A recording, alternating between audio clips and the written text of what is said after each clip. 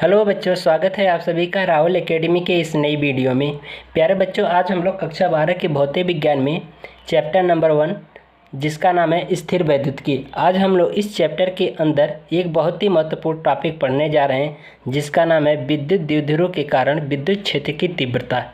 ठीक है, तो चलिए बच्चों वीडियो को स्टार्ट करते हैं और समझते हैं विद्युत क्षेत्र की तीव्रता क्या होती है। ठीक है, तो यहाँ पर बच्चों देख रहे हो कि जो द्विध्रुव के कारण जो विद्युत क्षेत्र की जो तीव्रता जो हम निकालते हैं वो दो स्थितियों में निकाली जाती है। ठीक है, तो पहला अक्षीय स्थिति है और दूसरा निरक्षीय स्थिति। ठीक है, तो सबसे पहले हम लोग अक्षीय स्थिति को पढ़ेंगे। ठीक है, अक्षीय स्थिति में जो हम विद्युत क्षेत्र की तीव्रता जो निकालेंगे वह x अक्ष के अनुदिश निकालेंगे। ठीक है, तो यहाँ पर देख रहे हो कि मैंने यहाँ पर एक विद्युत द्विध्रुव बनाया A और B। ठीक है, जो कि ये विद्युत द्विध्रुव जो बनता है वो एक -q आवेश तथा +q आवेश को मिला करके बनता है। ठीक है, और इन ध्रुवों के बीच की यानी कि इन द्विध्रुवों के बीच की जो दूरी है वो कितना होगी, 2l है। तो अगर ये A से लेकर के B की तक की जो दूरी है वो 2l है तो O और A के बीच की दूरी l होगी और O और B के बीच की दूरी l होगी।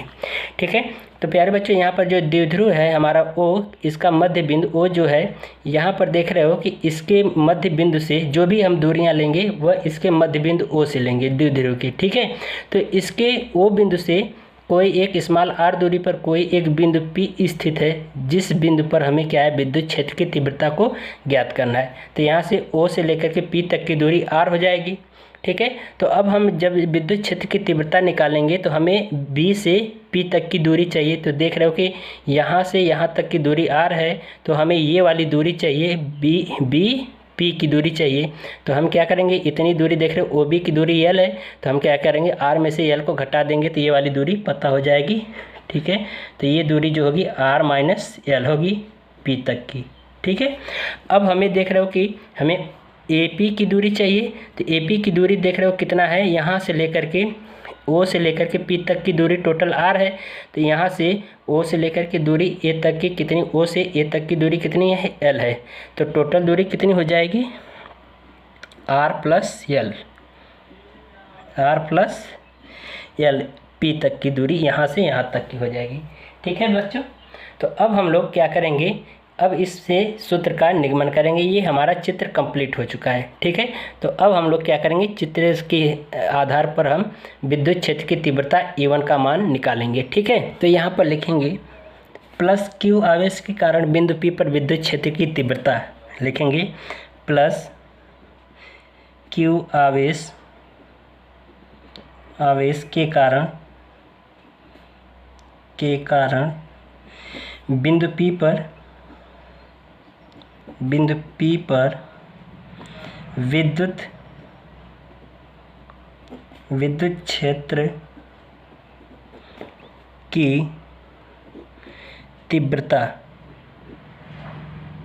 विद्युत क्षेत्र की तीव्रता E1 देख रहे हो, विद्युत क्षेत्र की तीव्रता जो निकालना है +q आवेश के कारण, तो ये कितनी है, E1 है। ठीक है, तो प्यारे बच्चों यहाँ पर मैं बता दूँ आप लोगों को कि आपको दो सूत्र का ध्यान रखना होगा। आपको एक विद्युत क्षेत्र की जो तीव्रता का जो सूत्र होता है E बराबर 1/4 पाई एप्सिलॉन 0 Q/r², ये सूत्र ध्यान रखना है। एक सूत्र P बराबर 2QL, इसको ध्यान रखना है।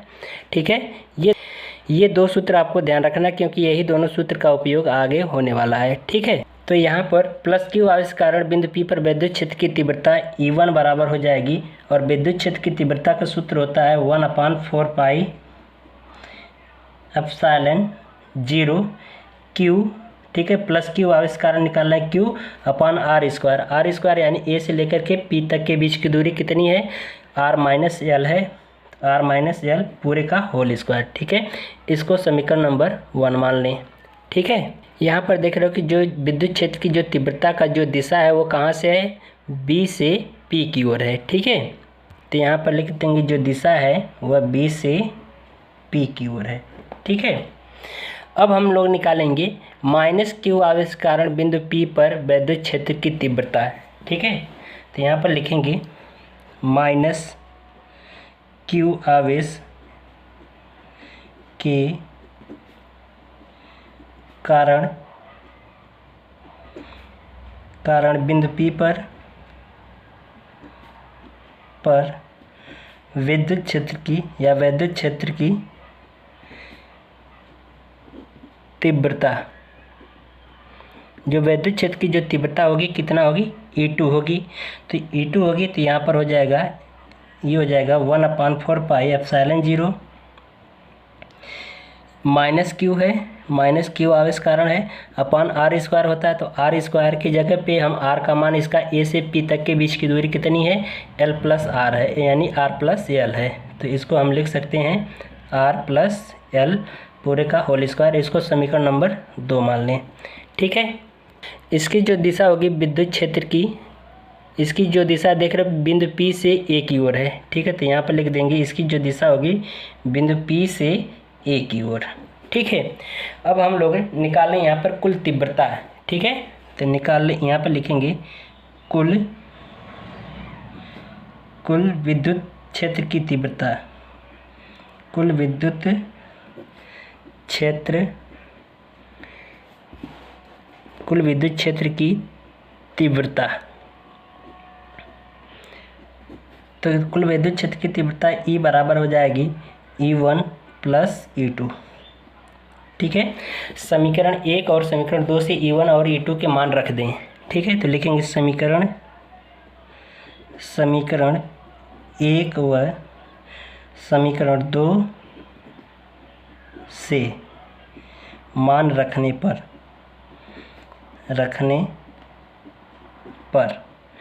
ठीक है, तो समीकरण 1 और समीकरण 2 से मान रख दीजिए। तो ये हो जाएगा E बराबर 1/4 पाई एप्सिलॉन 0 क्यू अपान, ये हो जाएगा आर माइनस एल पूरे का होल स्क्वायर। और ये देख रहे हो माइनस क्यू है, तो यहाँ पर कितना हो जाएगा माइनस, ये हो जाएगा क्यू अपान, यहाँ पर लिख देंगे 1/4 पाई एप्सिलॉन 0, ये हो जाएगा Q upon R plus L पूरे का होल स्क्वायर। ठीक है, तो यहाँ से देख रहे हो इसमें से हमें Q/4 पाई एप्सिलॉन 0 कॉमन मिल रहा है, तो इसमें से कॉमन ले लीजिए।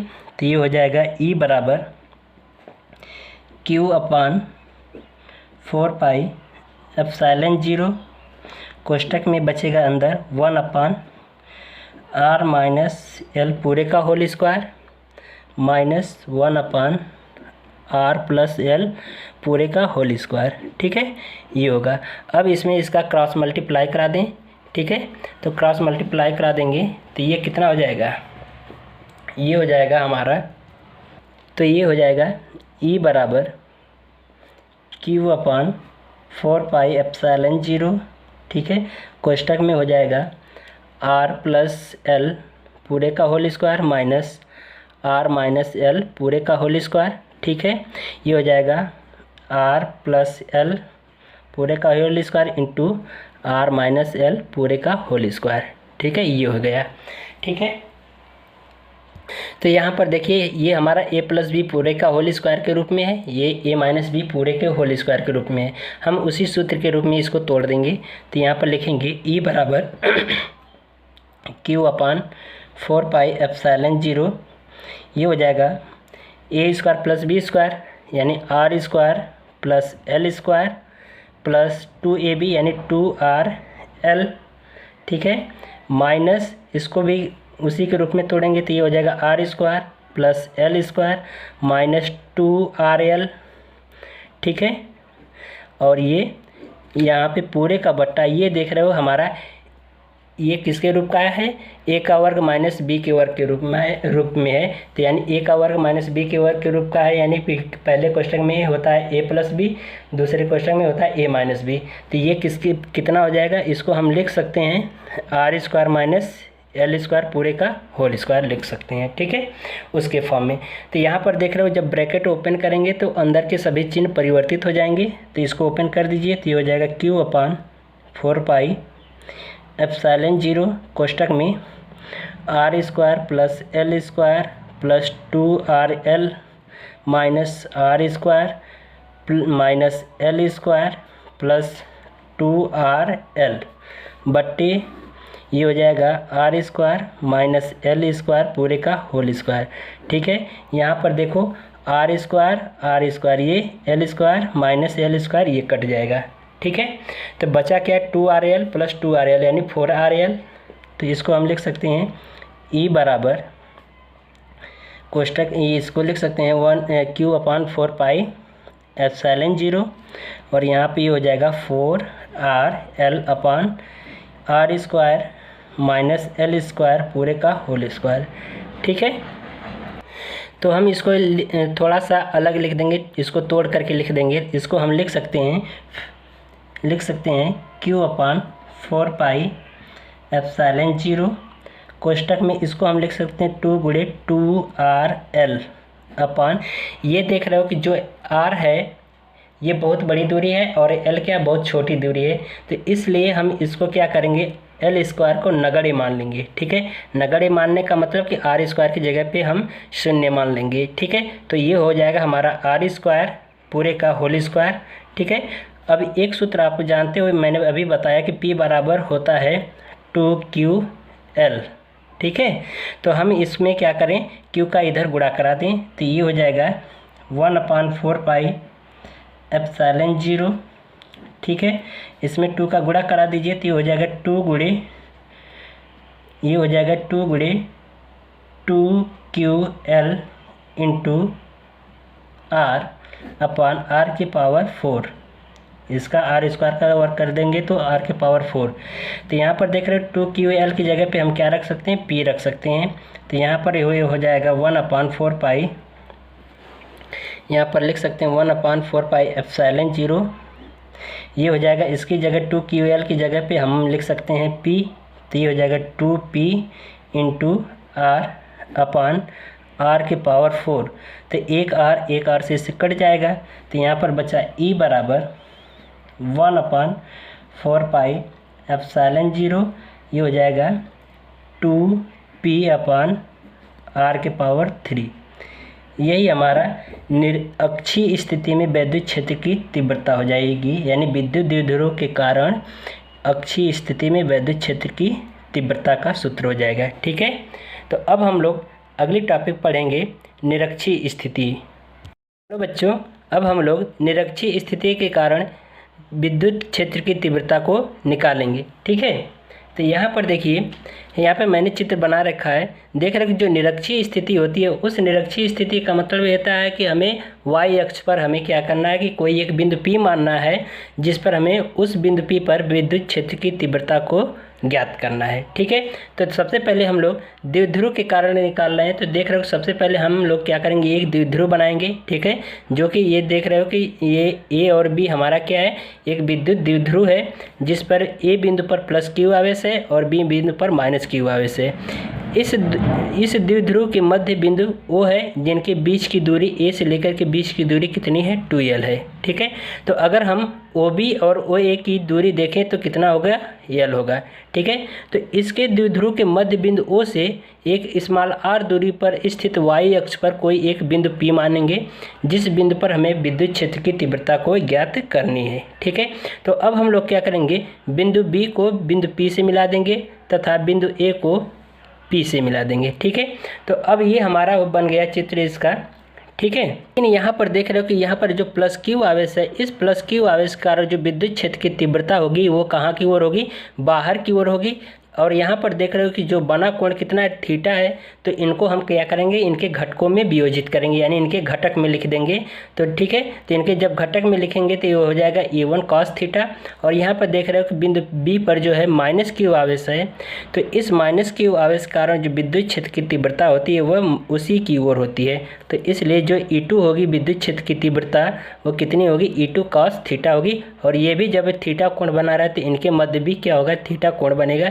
तो इसीलिए हमने इनको घटकों में वियोजित कर दिया है। ठीक है, तो ये जो +Q आवेश कारण जो विद्युत क्षेत्र की तीव्रता होगी E1 cos थीटा, और -Q आवेश कारण जो विद्युत क्षेत्र की तीव्रता होगी वह E2 cos थीटा होगी, यानी इनके घटक में इनको वियोजित करेंगे। ठीक है, तो अब हम लोग क्या करेंगे, +Q आवेश कारण बिंदु P पर विद्युत क्षेत्र की तीव्रता को ज्ञात करेंगे। लेकिन सबसे पहले ज़रूरी चीज़ ये है कि देख रहे हो कि अगर हमें विद्युत क्षेत्र की तीव्रता +Q आवेश कारण निकालना है, यानी कि A और B के बीच की विद्युत क्षेत्र की तीव्रता निकालनी है, तो इनके मध्य की दूरी चाहिए, A से P के बीच की दूरी चाहिए। ठीक है। तो ये दूरी हमें पता नहीं है, तो हम क्या करेंगे, यहाँ पर पाइथागोरस प्रमेय लगा देंगे।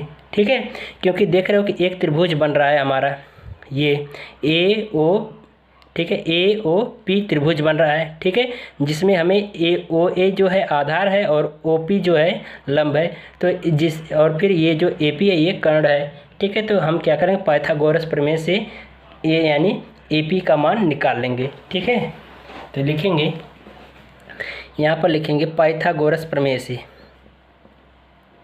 पाइथागोरस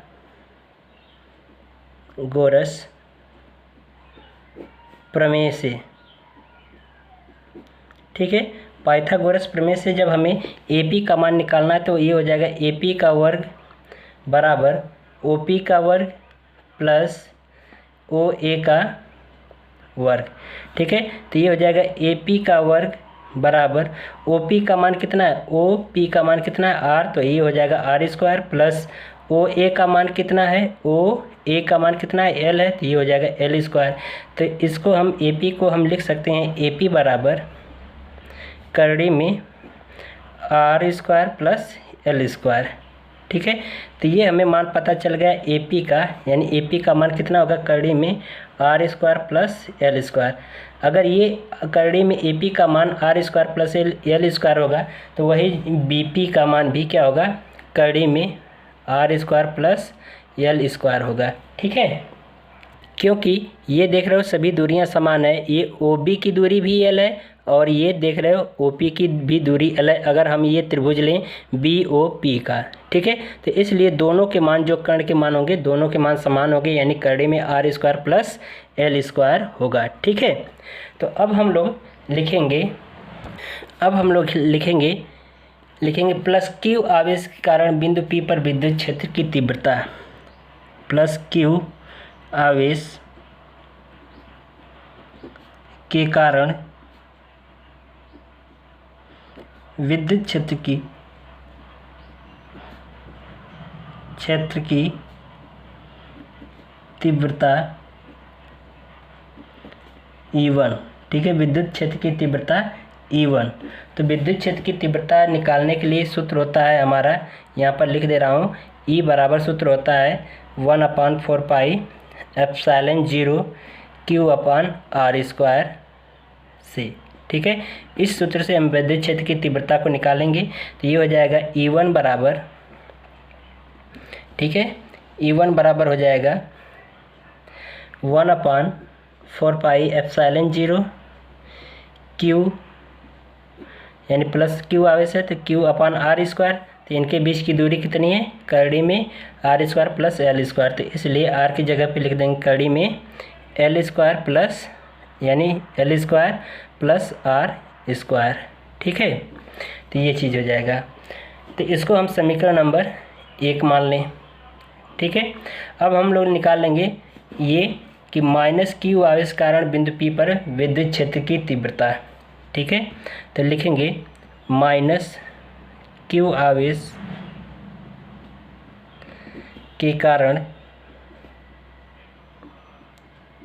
विद्युत क्षेत्र की तीव्रता, विद्युत क्षेत्र की तीव्रता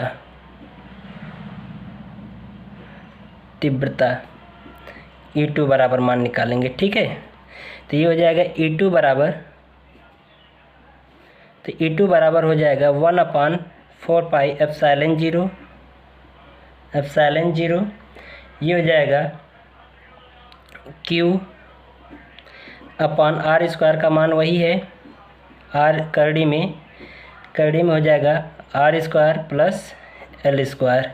ठीक है, तो ये चीज़ हो जाएगा, इसको हम समीकरण नंबर 2 मान लें। ठीक है, अब समीकरण नंबर 1 और 2 को जोड़ दें। ठीक है, तो यानी कि ये जो टोटल E का जो मान होगा ये होगा E1 cos theta plus E2 cos theta, ये होगा। ठीक है, तो इसलिए यहाँ पर लिख देंगे, यहाँ पर लिखेंगे कुल तीव्रता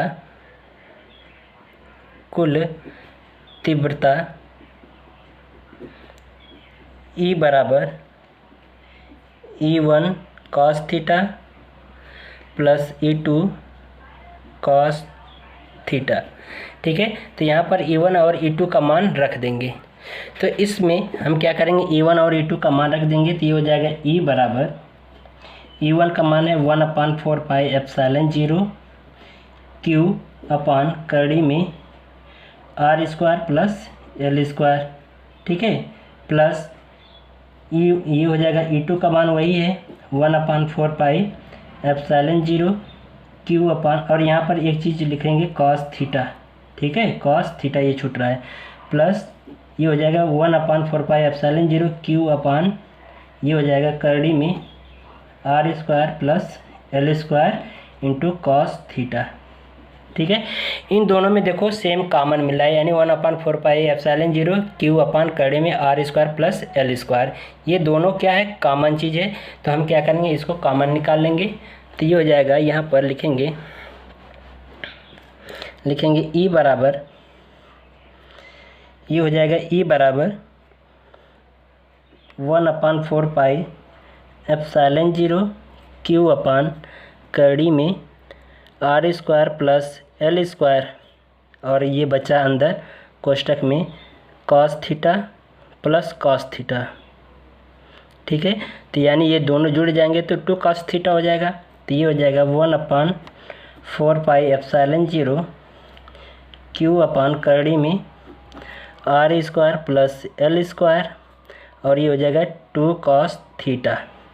ठीक है, अब हम लोग यहाँ पर क्या करें, cos थीटा का मान निकाल लें। ठीक है, इसको हम समीकरण नंबर 3 कह दें। ठीक है, तो अब हम लोग यहाँ पर क्या करेंगे, cos थीटा की वैल्यू निकाल लें। तो cos थीटा की वैल्यू निकालने के लिए हमारा होता है जो cos थीटा बराबर होता है, cos थीटा बराबर जो होता है आधार बट्टे कर्ण होता है। ठीक है, आधार बट्टे कर्ण होता है। तो यहाँ पर देख रहे हो इस चित्र में कि आधार हमारा कितना है, L है, और कर्ण कितना है, कड़ी में R² प्लस L²। तो ये हो जाएगा आधार L अपान कड़ी में R² प्लस L²। ये हमारा cos थीटा का मान हो गया। तो अब ये हम क्या करेंगे, cos थीटा का मान समीकरण नंबर 3 में रख देंगे। तो यहाँ पर लिखेंगे cos थीटा का मान समीकरण 3 में रखने पर ठीक है, तो इसमें आप रख दीजिए।